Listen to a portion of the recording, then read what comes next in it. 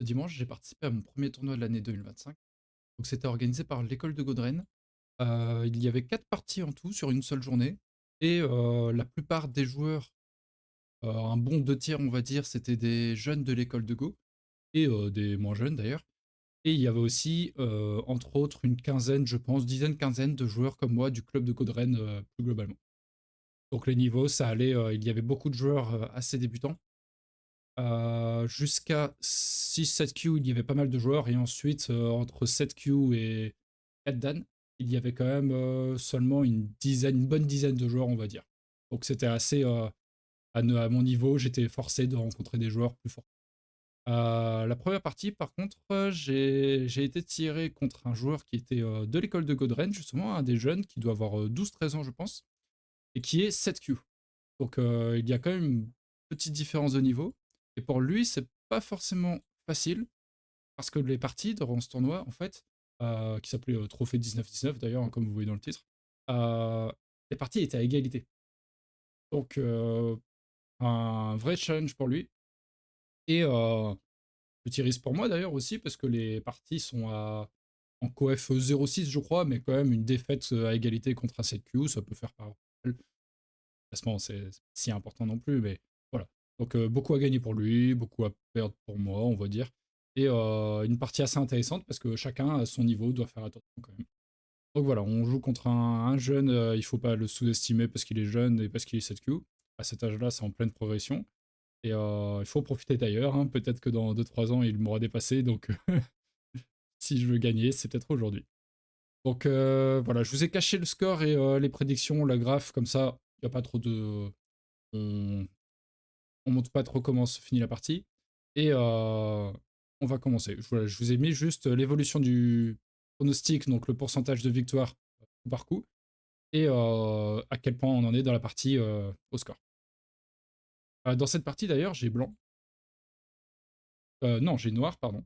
J'ai noir dans cette partie. Donc en plus, je commence. Et il a 7,5 de commis. On a également 20 minutes chacun. Et c'est une horloge Fisher, donc il n'y a pas de bioémie. C'est à chaque fois qu'on joue un coup, on regagne 20 secondes. 10 secondes, pardon. Mais ça peut rendre des parties assez longues tout de même.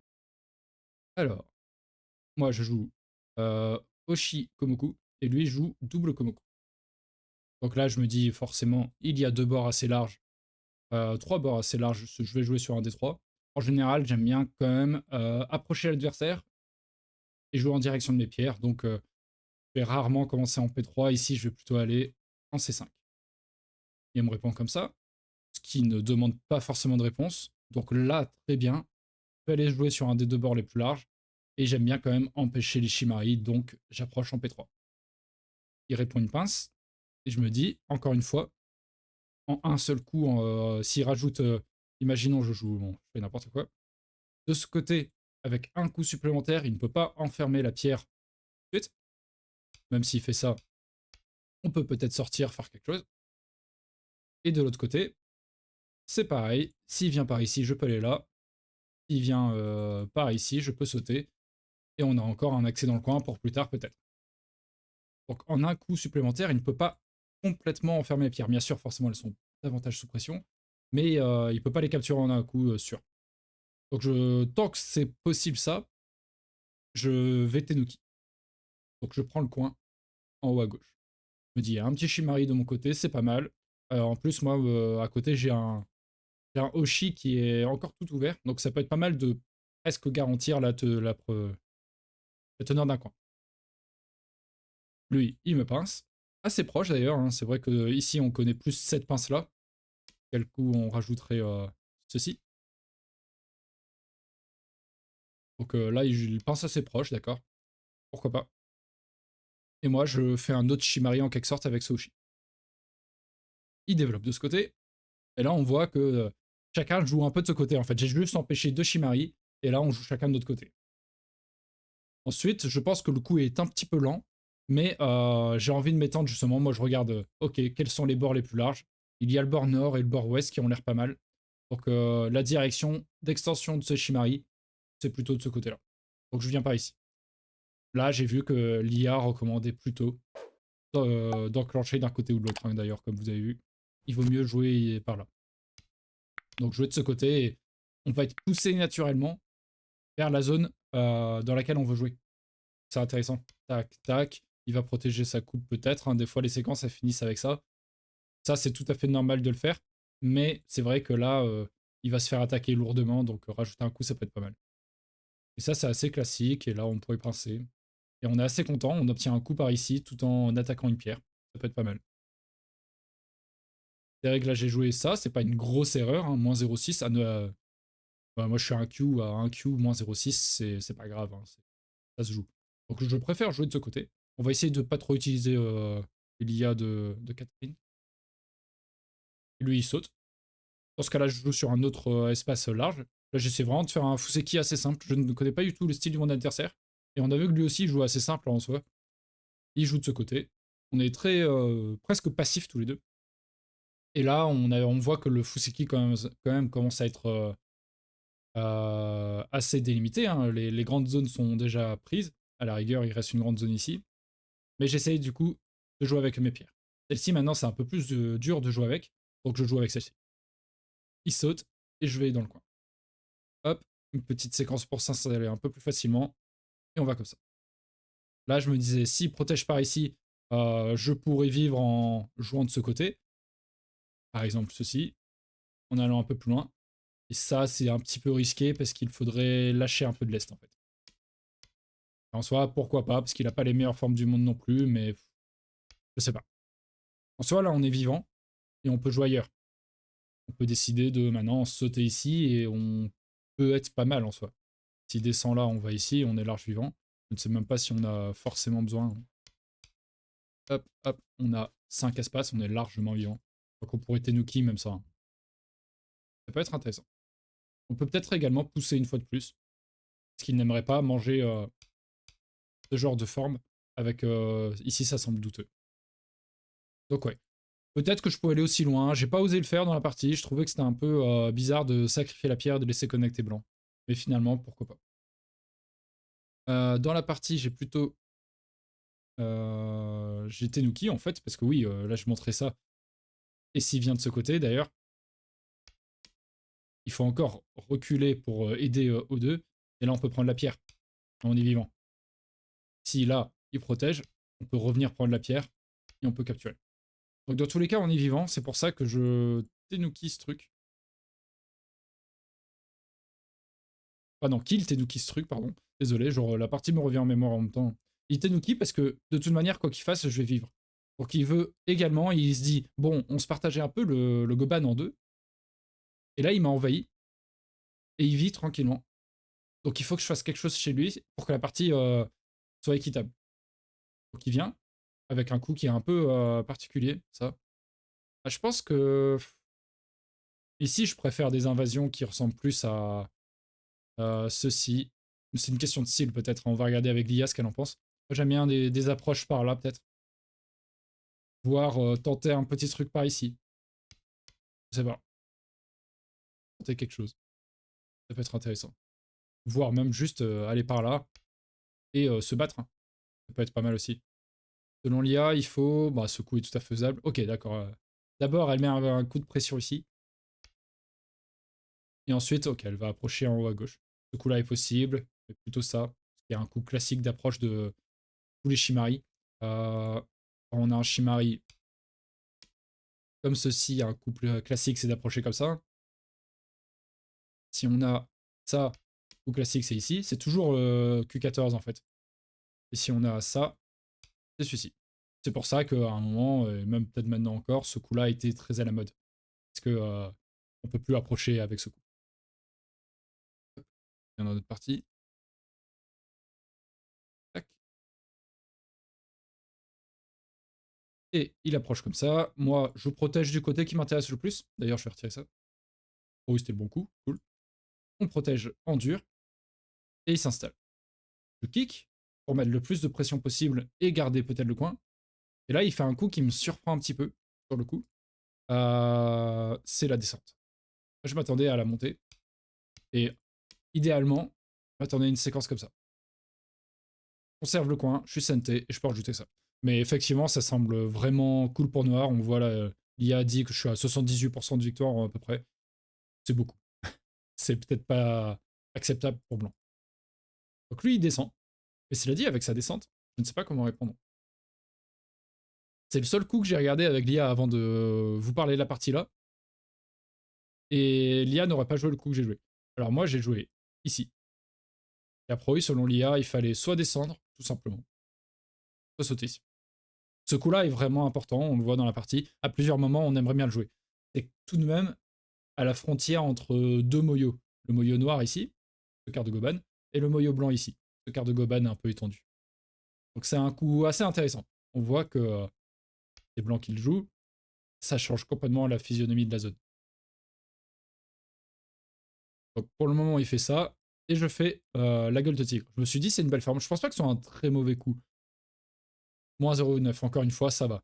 Mais effectivement, voilà, on voit la descente, mais idéalement, c'est ce coup-là, encore une fois. Donc je vais ici, il fait année, je fais double année parce que s'il fait trop de bêtises, je peux faire ça et venir là. Mais ouais, là, quand je le vois maintenant avec vous, est-ce que c'est une si bonne idée de forcer et capturer cette pierre?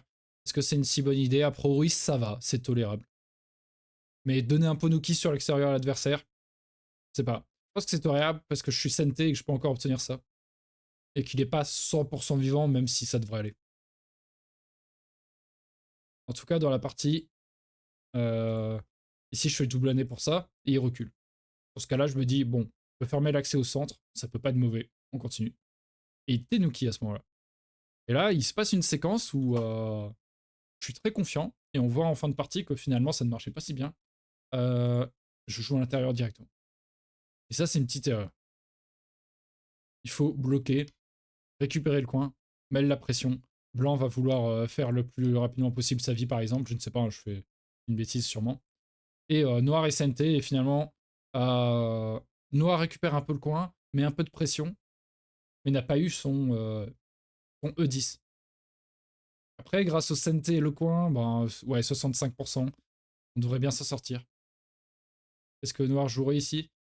Un peu de pression encore sur ce groupe, mais ailleurs, ouais, il faudrait étendre ici. Ça semble assez naturel d'étendre ici, pour pas se manger trop de pression sur cette pierre en C10. Je redécouvre un peu en même temps que vous. Hein. Tac, tac, tac. Je voulais faire rapidement tant que c'était frais dans ma tête. Et ici, oui, voilà, il faut descendre, c'est mieux. Et voilà, comme on dit, il prend la vie. Et ouais.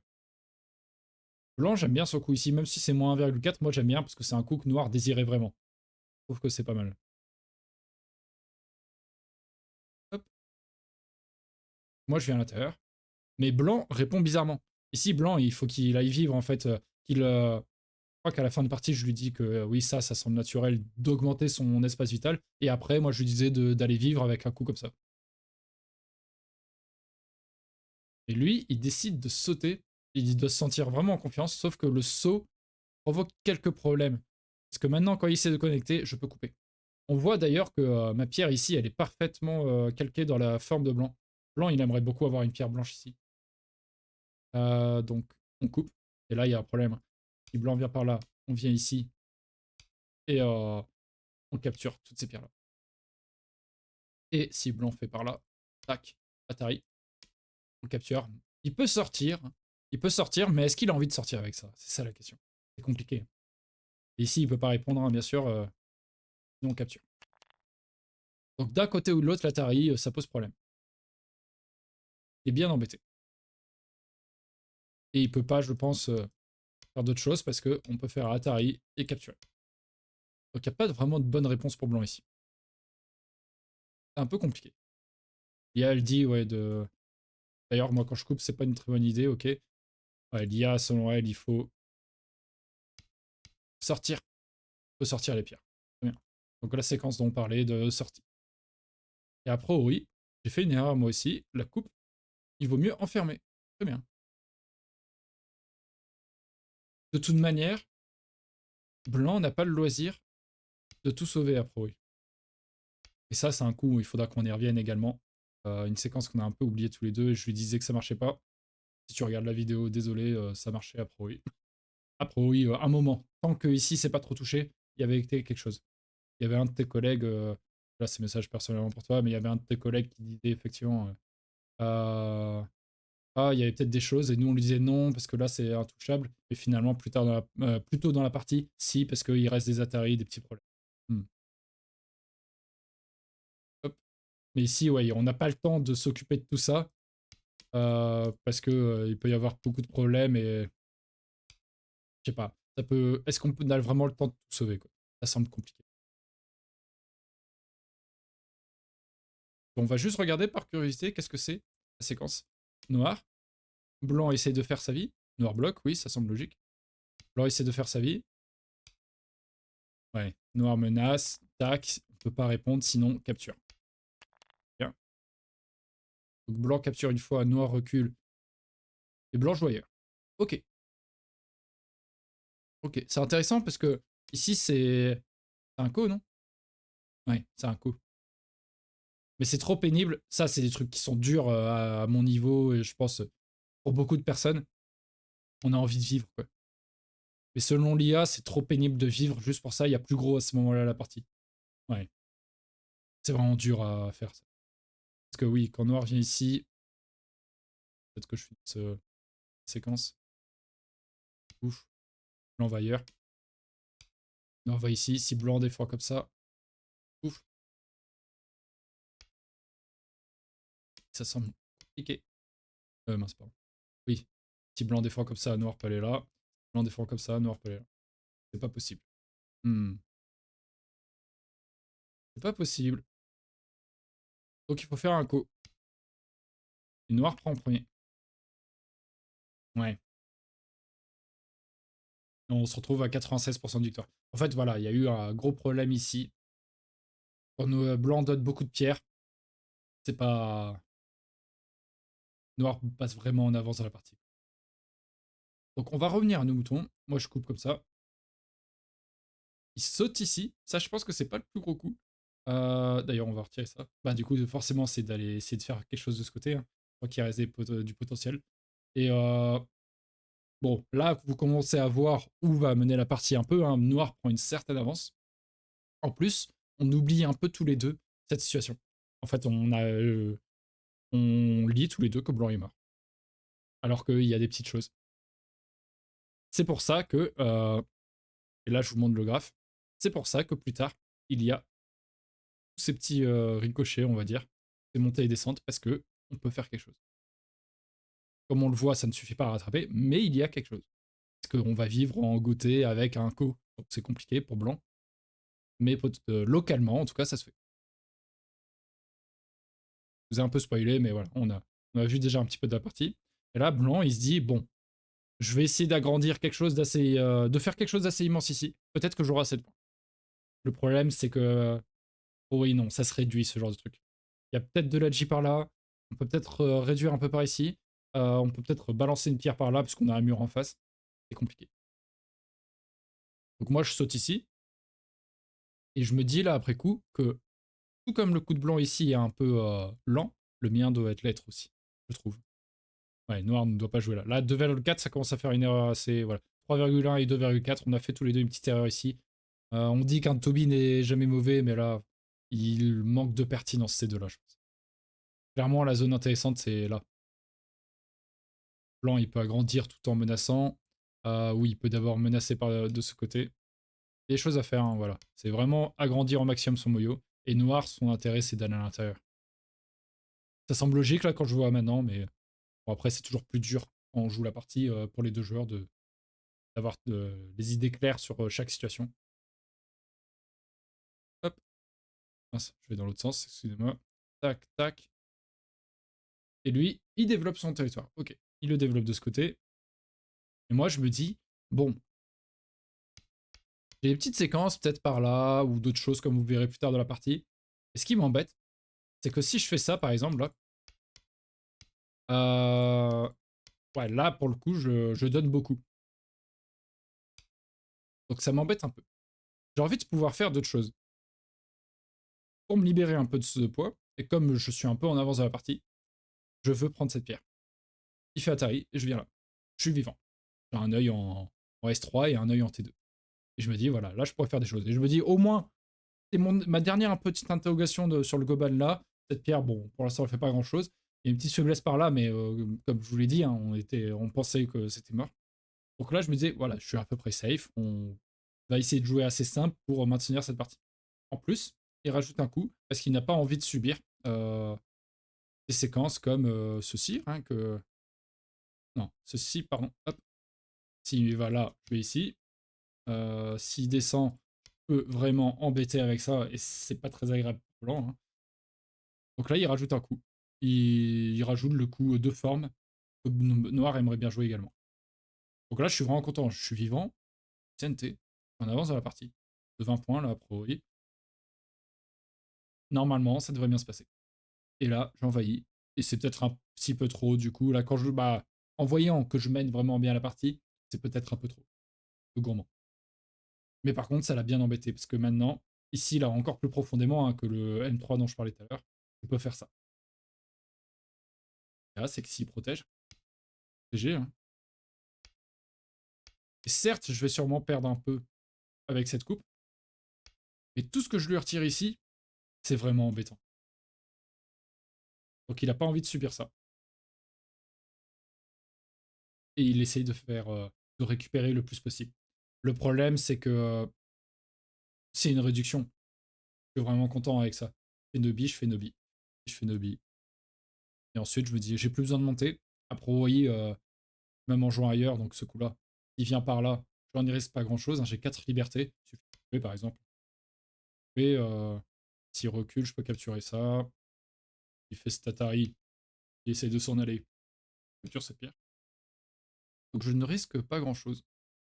Et le Tenuki ici, bah, il fait mal, quoi. Là, je suis vraiment bien dans la partie. Je peux peut-être espérer refaire quelques points par là, plutôt que subir son D12 dont on parlait précédemment. Donc là, j'étais très confiant dans la partie. Et oui. Ça a l'air de suffire, tout ça. Donc là, il ferme son territoire. Je joue comme ça pour avoir le bon IOC. Il monte, je joue tout de suite. Je fais Atari. Et je monte. On s'accompagne. Il monte. Je pousse une fois ici pour menacer de rentrer.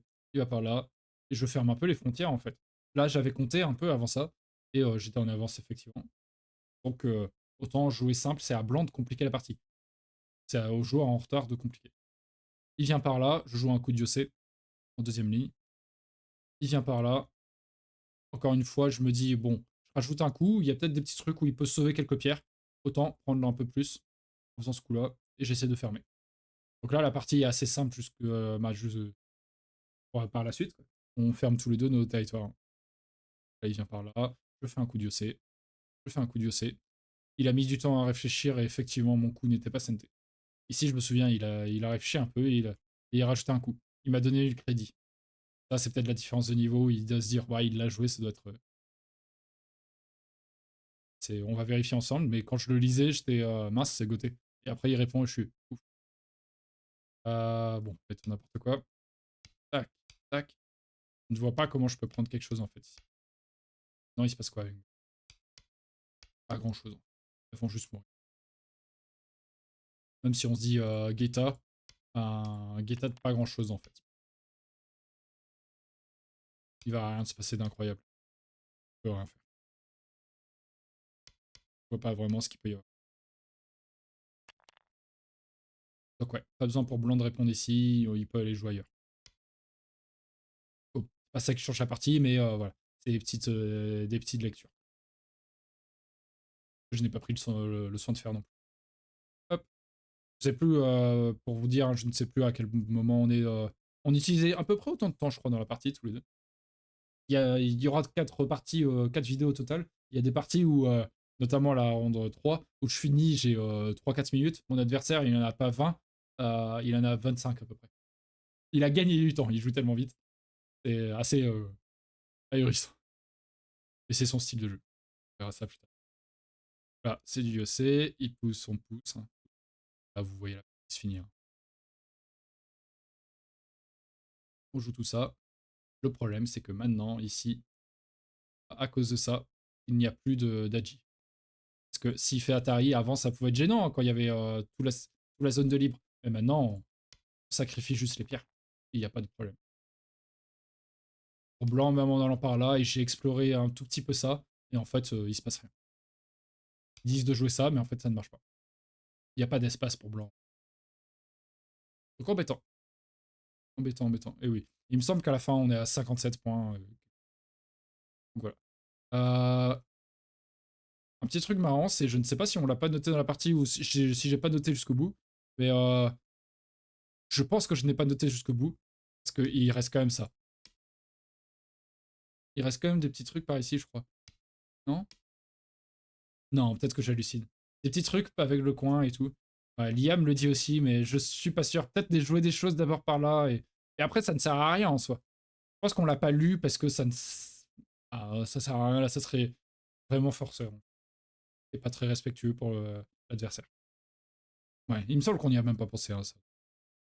Par contre, vraiment, quand on met ça, le gros manque de blanc et de noir dans la partie, c'est de rajouter un coup ici.